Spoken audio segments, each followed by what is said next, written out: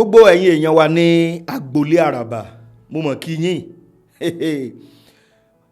ìyá píríncípà tí wọ́n jí gbé lórí ire màmá jáde wọ́n ṣàlàyé ọ̀rọ̀ ẹ̀yin èèyàn eléyìí tún ó lágbára pọ̀ mo jókòó mo sì ń wò báyìí mo wò pé ọlọ́run lágbára o ọlọ́run gbọ́ àdúrà o ọlọ́run gbọ́ gbogbo àdúrà ẹ̀yin abiyamọ lọ́kùnrin àti lóbìnrin o ọlọ́run gbọ́ àdúrà àwọn ọmọ ológun nàìjíríà fúnṣẹ́ takuntakun tí wọ́n ṣe o àtọlọ́pàá ni o àti gbogbo ẹ̀ ni o ṣùgbọ́n ẹ̀yin èèyàn mo ní fọ́nrán yẹn ń bì tí mo fẹ́ jẹ́ kẹ́ ẹ wò ó ṣeé ṣe kẹ́yìn èèyàn kan ti rí ṣùgbọ́n àwọn kò mọ òkun kan ń bẹ tí mo fẹ́ ká fàyọ tó jẹ́ wípé ó fòpin sí gbogbo awuyewuye àtoríṣiríṣi rúmọ̀ tọ́pọ̀lọpọ̀ àwọn èèyàn tí wọ́n ti ń gbé kiri tẹ́lẹ̀ ṣé àmọ́ pẹ́ni tí nǹkan ṣẹlẹ̀ sí ló sọ̀rọ̀ yìí ṣùgbọ́n kí ni àwọn kò mọ òkun ti ń bẹ tí mo fẹ́ ká fàyọ bàbá ṣe ń wo fọ́nrán yẹn màá gbé jáde fẹ́yìn èèyàn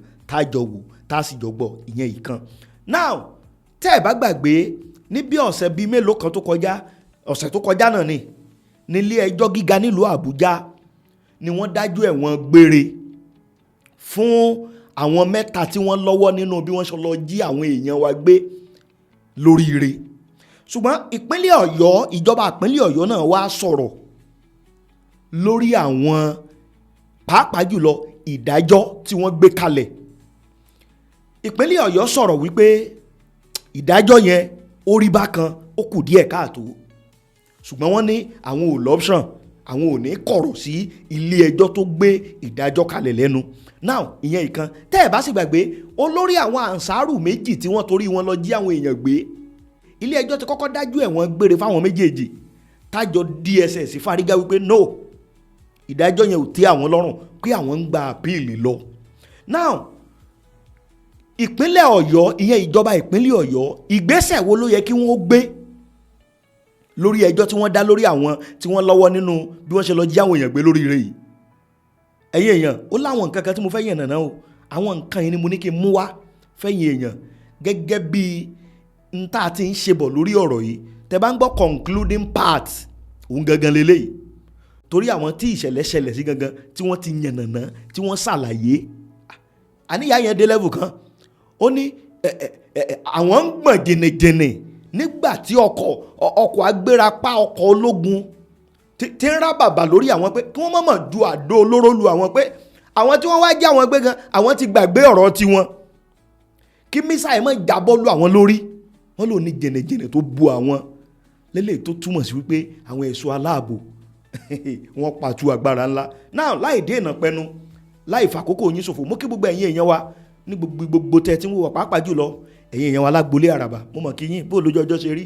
ẹ̀kú ìjọ mẹ́ta gbogbo ẹ̀yin tẹ̀ ń béèrè wa ìgẹ́tà sí bí ni ṣùgbọ́n a tún ti dé fúlì bákan náà ẹ̀yin ojú tuntun tẹ̀ ń darapọ̀ mọ́ wa lórí ìkànnì àràbà ẹ̀yin náà káàbọ̀ ságbolé wa ń bí ilé eré lẹ́yà sí láì waste àkókò láì fàkókò ṣòfò now ẹjẹ́ á bẹ̀rẹ̀ ọ̀sẹ̀ tó kọjá nìdájọ́ bẹ̀rẹ̀ mo máa play màmá principal mo kàn sáré fẹ́ sọ ilé brief òní o now ìjọba ìpínlẹ̀ Ọ̀yọ́ wọ́n ní ẹjọ́ tí ilé ẹjọ́ dá lọ́sẹ̀ tó kọjá tó kan àwọn èèyàn mẹ́ta tó jẹ́ wípé wọ́n ní àwọn gangan ni olùgbìmọ̀ àwọn ni wọ́n ń kọ́ àwọn èèyàn tí ó wá jí àwọn èèyàn gbé lóríire àwọn ni wọ́n jọ plan ẹ̀ láti inú oṣù kínní títí dóṣù karùn-ún ọdún tí ìṣẹ̀lẹ̀ yẹn tó fi ṣẹlẹ̀ ni wọ́n ti ń plan ṣùgbọ́n ìjọba ìpínlẹ̀ Ọ̀yọ́ wá pe àwọn èdè kan pé ẹ̀wọ̀n gbére tí wọ́n fáwọn èèyàn mẹ́tẹ̀ẹ̀ta yìí wípé ìjìyà yẹn ò tó ọ̀ràn táwọn ẹranko yìí ti dá ẹ má gbàgbé àwọn ẹranko yìí ló ṣe é tó fi di wípé ọ̀pọ̀lọpọ̀ ẹ̀mí ṣòfò fọ́nrán kan tó ti jáde ńsìn níbi tí arábìnrin kan ti jáde nínú àwọn aṣọ́gbó tó jẹ́ pé nínú ìṣẹ̀lẹ̀ yìí náà lọ́kọ ẹ̀ bá lọ òun náà ti jáde tó ti sọ̀rọ̀ ṣùgbọ́n ìjọba ìpínlẹ̀ Ọ̀yọ́ wá ní ìyà tí wọ́n fi fún àwọn ẹranko yìí wípé ó kéré ju tí wọ́n ṣe lọ wọ́n wá pèdè kan ní tiwọn wípé kò sí nǹkan kan táwọn lè ṣe pé àwọn ò ní kọ ọ̀rọ̀ sí ilé ẹjọ́ tó gbé dájọ́ kalẹ̀ lẹ́nu ṣùgbọ́n tá a bá ní ká wò ó ìjìyà tí wọ́n fún wọn yìí ó kéré. Ẹ má sì gbàgbé pé mo pèdè kan fẹ́yìn èèyàn yìí wípé àwọn tactics ẹranko afẹ̀míṣòfò yìí bíi tactics kan náà ló àwọn ọ̀gá wọn pleaded guilty. Ṣé ìgbàgbé ní nǹkan bí ọ̀sẹ̀ bíi méjì tó kọjá ńgbà tí wọ́n dájọ́ wọn nílùú Àbújá, àwọn eléyìí náà lọ́sẹ̀ tó kọjá nọ́mbà tó láwọn guilty. Ohun tó ń fa ẹ̀wọ̀n gbére nìyẹn. Now nǹkan tẹ́mi wá ń wò ẹ̀yìn èèyàn, ṣé ẹ lérò pé ó yẹ kí ìjọba ìpínlẹ̀ Ọ̀yọ́ káwọn náà àpíìlì ẹjọ́ yìí bí àjọ DSS ti ṣe àpíìlì ti àwọn ọ̀gá àwọn ànsárù méjèèjì tí wọ́n jù sẹ́wọ̀n gbére? Because tẹ́ bá wo ìgbésẹ̀ tíjọba ìpínlẹ̀ Ọ̀yọ́ tó kọ́kọ́ gbé tẹ́lẹ̀ wípé àwọn pé UN àwọn pé gbogbo ẹ̀ tí wọ́n bá wá channel gbogbo agbára yẹn sórí àwọn ẹranko yìí kákàntí ẹ̀ fi wọ́n jófin kí wọ́n àpíìlì ẹ̀ lẹ́yìn ìgbà tí wọ́n bá àpíìlì ẹ̀ tọ́tọ́lọ́n bá ṣe tápíìlì bá jẹ́ tí wọ́n padà dájọ́ ikú fún wọn pé kí wọ́n ṣe kíni kí wọ́n rán wọn lọ sájùlé ọ̀run kí ìjọba náà sì wà rẹ́dì láti sáìn wárántì ikú wọn. Ọ̀tọ̀ ní kí ilé ẹjọ́ gbé ẹjọ́ kalẹ̀, ọ̀tọ̀ ní káwọn gómìnà kí wọ́n buwọ́lu ìwé pé ó yá ẹ tètè lọ rán wọn lọ sọ́run. Abẹ́yìn èèyàn ṣé sọkúsọ ni mò ń sọ ni? Wọ́n wá bẹ̀rẹ̀ sí ní ṣàlàyé pé àwọn ti kó gbogbo ẹ̀ṣọ́ aláàbò sí gbogbo iléèwé. Ẹ̀yin èèyàn tẹ́ ń gbé nípínlẹ̀ Ọ̀yọ́ mo fẹ́ kẹ́ bá kọ̀ǹfàmù eléyìí. Wọ́n ní gbogbo iléèwé tí ń bẹ nípínlẹ̀ Ọ̀yọ́ làwọn ti ṣètò ààbò sí wípé àwọn ibi tẹ́ ẹ bá dé níléèwé tẹ́ ẹ bá ti rí físíkà ètò ààbò wípé àwọn response team ń bẹ ládùúgbò yẹn tó yẹ pé tí pẹ́kẹ́ bá mi báyìí ká tó wí ká tó fọ̀ ká tó ṣẹ́jú ká tó là wípé àwọn ẹ̀ṣọ́ aláàbò wọn ti ṣe kíni wọn ò ti débẹ̀. Ẹ gbọ́ ṣé bẹ́ẹ̀ ló ṣe rí ní gbogbo iléèwé nípínlẹ̀ Ọ̀yọ́? Ẹ̀yin èèyàn wa mo fẹ́ kẹ́ ẹ bá mi confam eléyìí, ó wà very very important. Now ẹ mọ̀ pé mo ti ní mi nígbà yín lákòókò, ẹ já tẹ́tí sí nǹkan tí màmá principal tí wọ́n sọ. Inú ilé ìsìnìyà lọ o tí wọ́n ti lọ ṣàlàyé gbogbo nǹkan tó ṣẹlẹ̀. Wọ́n dúpẹ́ lọ́wọ́ Ọlọ́run, dúpẹ́ lọ́wọ́ gbogbo àwọn tọ́lọ́run lò. Ẹ̀yin tẹ́ ń wò wáyìí náà, gbogbo ẹ̀yin ìyá bàbá tẹ́ ń wò wáyìí, gbogbo yín lọ́lọ́run lò. Torí ẹ̀dá kẹ́bẹ́ ṣe ń ké lọ́sàn-án lẹ́ ń ké lóru. Àdúrà yín ló gbà lórí àwọn ìyá yìí lónìí tí wọ́n fi lórí ọ̀fẹ́ láti lọ ṣọ́ọ̀ṣì láti wá sọ. Kí wá làlàyé táwọn ìyá yìí ṣe tó jẹ́ pé èmi àti yín ò tí ì gbọ́ tẹ́lẹ̀? Ó yá ẹ jẹ́ àjọ wò. Tẹ́yìn náà bá lórí ọ̀fẹ́ tẹ́ bá rí fọ́nrán ẹ tún lè jù sáwọn èèyàn míì náà káwọn náà lórí ọ̀fẹ́ kí wọ́n gbọ́ ọ̀rọ̀ gangan lẹ́nu àwọn tí ṣẹlẹ̀ tó ṣe kíni tó ṣẹlẹ̀ sí. Ó yá ẹ ká lọ ẹ jẹ́ àjọ wò fọ́nrán yẹn ò lélẹ̀. Ẹ ǹlẹ́ o inú ilé ibi tẹ́ ti ń gbọ́ mi àkó ọjọ́ mẹ́ta ìyá gbogbo yín rèé o. Àwọn nǹkan oríṣiríṣi tá a mú wá ní ewé ń bẹ bíi tàtijọ́ o. Ní téèyàn bá wá òun ni ó rí o. Èèyàn sì máa wáyé lèèyàn fi máa ráyé. Ìwọ tó fẹ́ ṣàyẹ̀wò sọ̀rọ̀ ìgbésí ayé rẹ tó fi àbọ̀ dífá o fẹ́ ṣèbéèrè kan ọ̀rọ̀ rẹ rú ọ lójú ẹlòmíì èèwọ̀ rẹ̀ ni ó máa jẹ. Ẹ wò àwọn nǹkan oríṣiríṣi ní eléyìí fún ti cholesterol, eléyìí ọṣẹ ẹ̀yọ́nú, eléyìí ọṣẹ òkìkí, eléyìí ọṣẹ ajé, àwẹ̀ ríre, ṣemí kó o kú, ọṣẹ àtúndè, nǹkan ẹ̀yọ́nú, ìparẹ́ ẹ̀yọ́nú. Eléyìí fẹ́ni ó bá ní kọ́ kì bá jẹ́ kọ́ fèrè, kò bá jẹ́ kọ́ tó ti pẹ́, kò bá jáwù bí ikọ́ fèrè. Fún àlàyé kúnkún ẹ pè mí o kí n lè sọ nǹkan mi ń bẹ tá à ní rántí nǹkan pọ̀. Nọ́mbà mi ní 080 59 85 6632 080 59 85 6632 080 lẹ́ẹ̀kan sí 59 85 6632. To cite just one instance, apart from seeing the hand of God right from the beginning, the 7th week was the hardest for us all. That was when the troop increased their hair rates. It was so intense and persistent that at a point, the fear of the bandits became secondary. We were just praying that missiles will not be accidentally dropped on us. But God kept us because we were so exposed, only covered with polythene bags and grasses. So amidst that fear, God consoled our hearts. And that week, it started on Monday. They had told us the previous week that the governor said that before Friday the next week we will be released. So we were calm. But when the hearing started on Tuesday, they become so furious. So towards the end of that week, the commander came, said, "Principal, come." I was already shaking because I know what that could mean. So immediately I got there and said, "See what your government has done. I'm going to kill one of you today." Hey, I just fell down, rolling on the ground. I brought 4 men.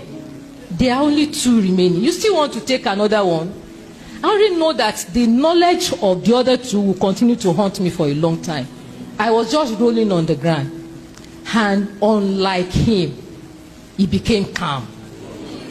He became calm.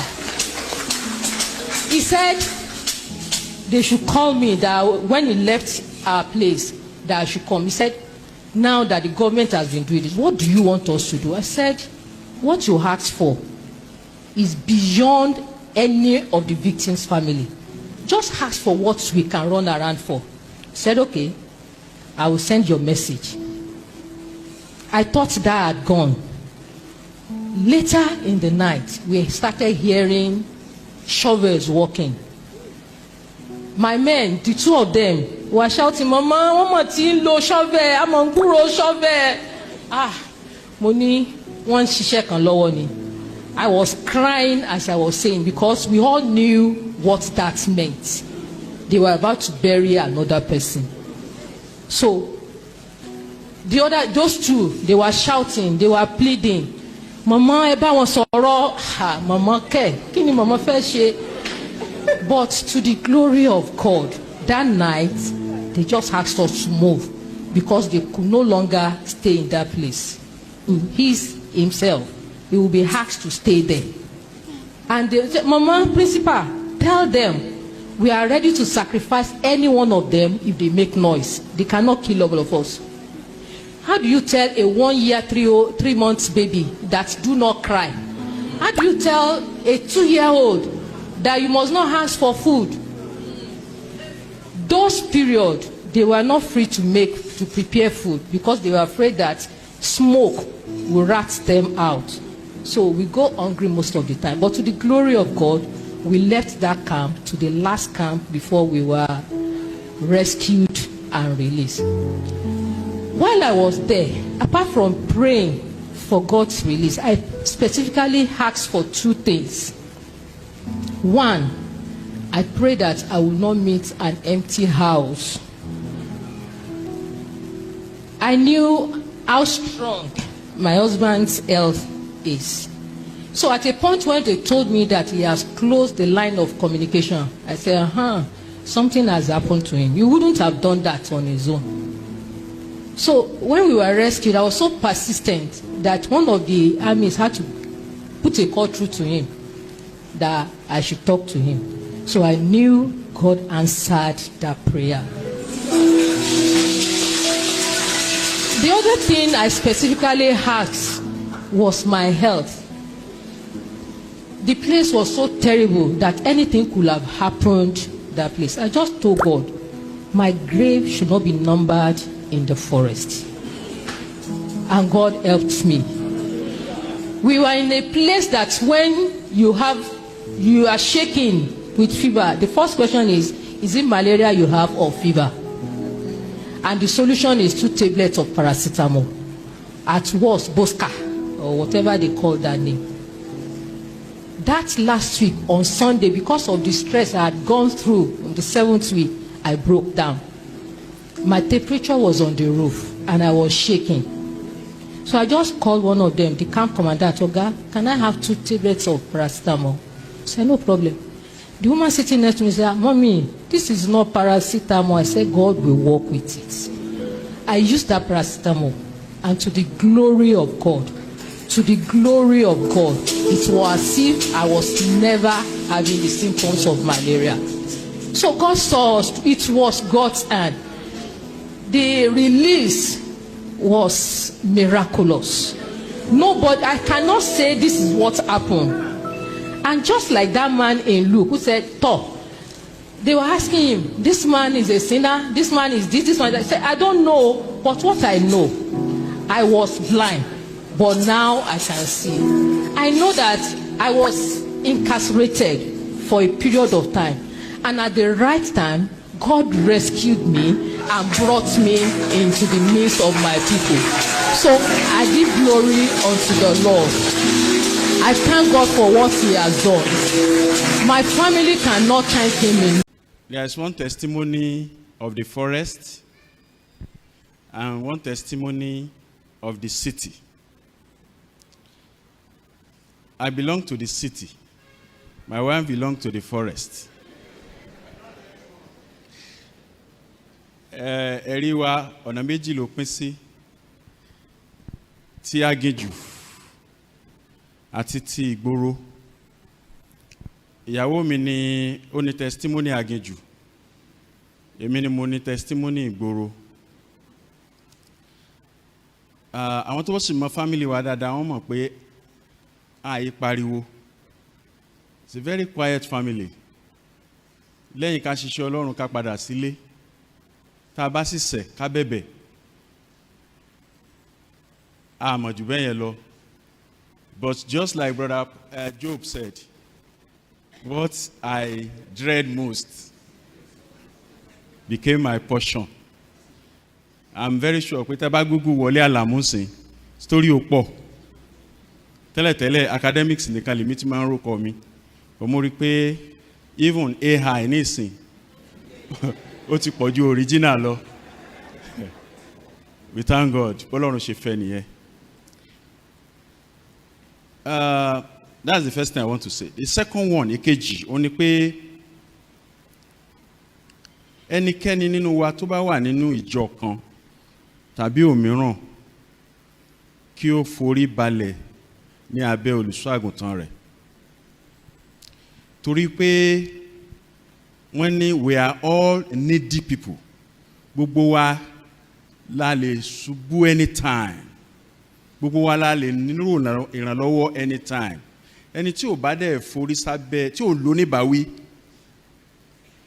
tí ìjì bá dé, ó ṣe é ṣe kó máa bọ́ sínú wàhálà kan láti inú wàhálà kan. Mo dúpẹ́ lọ́wọ́ Ọlọ́run fún oore ọ̀fẹ́ tí ó fún mi lábẹ́ olùṣọ́ àgùntàn mi.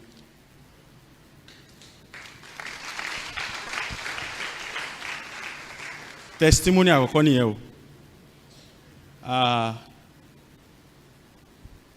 Mi ò mọ bí ó ṣe jẹ́ tó fi jẹ́ wípé ìjínigbé eléyìí ó wá special tó bẹ́ẹ̀. It's an embarrassment to me. Wọ́n jíyàwó mi gbé àtàwọn yòókù within 45 minutes. Mo dé Sele. The general officer commanding of Second Mechanized Division was already there 30 minutes before me. The commissioner of police was already there 45 minutes before me. 2 helicopters were already combing the forest 1 hour before I got there. It can only be God. And it's an answered prayer from my pastor and from every member of this association. That's the first testimony. The second one, àwa ọkùnrin ni mo sì fẹ́ direct testimony yìí sí. Ẹ mọ̀ pé alágídí díẹ̀. Àwa ọkùnrin. Big boys don't cry. Níta máa ń sọ nìyẹn. Ṣùgbọ́n tó bá dé ojú ẹ̀, big boy can become a small boy. Lálẹ́ ọjọ́ tí wọ́n gbé wọn, mo padà dé ní bíi 5. Mo wá bá Reverend mi ní church. Mo ní ọ̀gá, I will be strong. Àbí mo ṣe sọ fún mo ní ọ̀gá I will be strong. But nígbà tá a ríra ní ọjọ́ kẹta àbọ̀jọ́ kejì, mo ní I thought I was strong. Because that night was the longest night I ever lived. So àwa ọkùnrin ẹjọ́, apart from living right, because stay you bá live right, tíru challenge yìí bá dé, the devil will come and say, you see yourself now? So that pain, ó máa bà ọkàn jẹ́ ju if you are living right, Lord. The Bible said the devil is an accuser of brethren. I saw it graphically. Ìkẹta,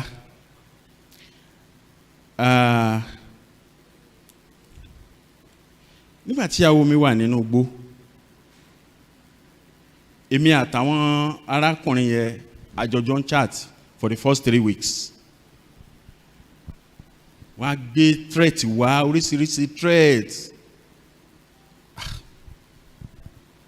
And immediately tó máa gbé threat yẹn wá, ó máa destabilize me. In fact, there was a day tí mo ń lọ fún check-up. Wọ́n kàn send message sí mi láàárọ̀ ọjọ́ yẹn.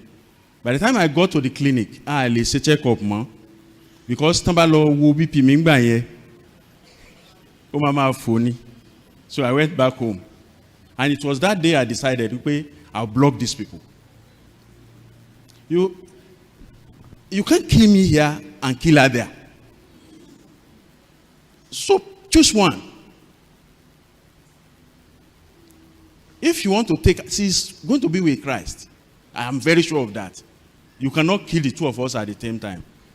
And immediately I blocked them. They went to her. Madam, your husband has blocked us. We are going to kill you. That one said, you will not kill me. In Jesus' name. So they left one cutlass. One fear that can see ibi ọ̀dọ̀ rẹ̀. But I won't back or something. I don't know what they meant. By the time talk about that day, they were blaming each other or one another.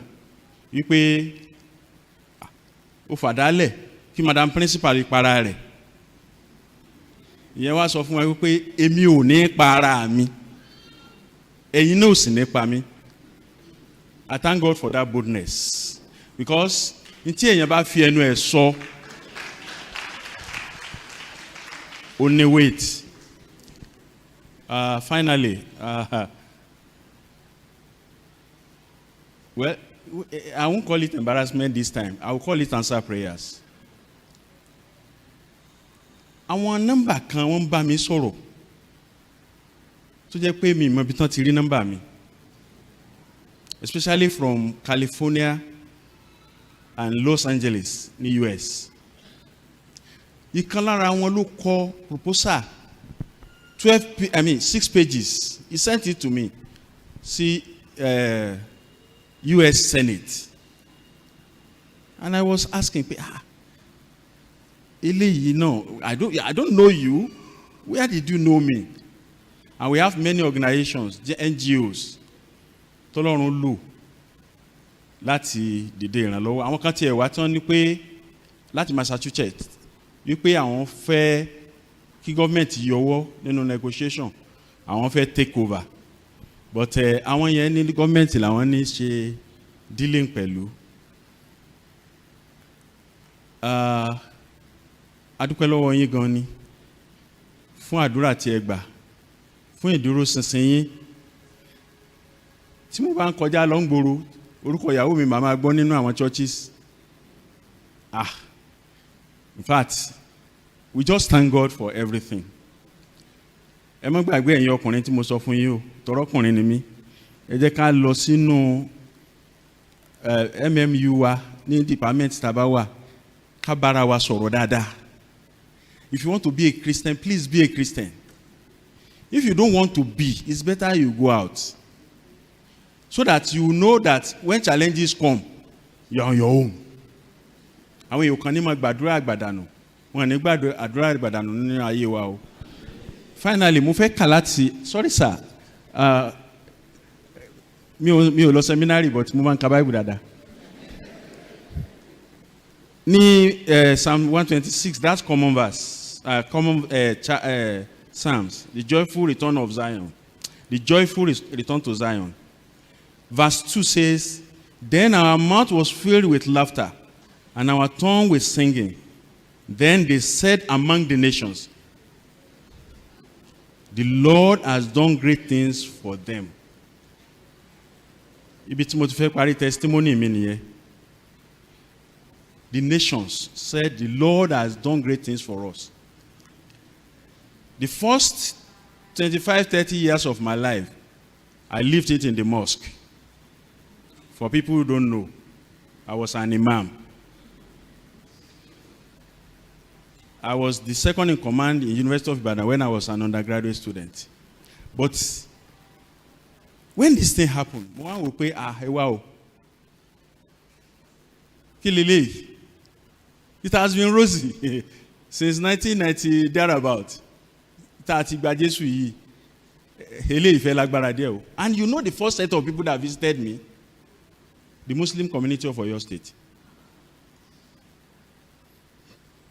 The second set of people that visited me were the Muslim community in Lautech.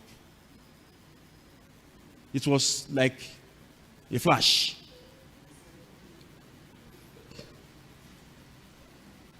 Well, I don't know what it means. But we can add 1 to 1 and see what is happening. But the prayer of the saints availeth much. Thank you very much.